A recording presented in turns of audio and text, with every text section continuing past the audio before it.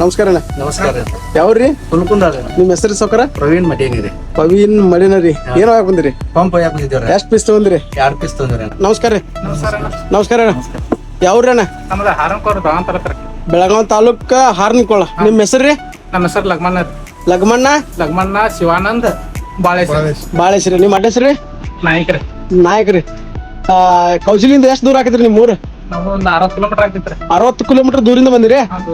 ಪ್ರೀತಿಯಲಿ ಪ್ರತಿ ನಿಮಿಷ ಪ್ರತೀಕ್ಷೆಯ ಮಾಡುವುದು, ಸ್ವಾರ್ಥದಲ್ಲಿ ಪ್ರತಿ ಕ್ಷಣವು ಪ್ರತಿಷ್ಠೆಯ ತೋರುವುದು. ಎರಡೆರಡು ಭಾವಗಳಿವೆ ಈ ಹೃದಯಕ್ಕೆ, ಎರಡೆರಡು ಭೇದಗಳಿವೆ ಈ ಮನಸ್ಸಿಗೆ. ಎಲ್ಲರ ದರ್ಶನ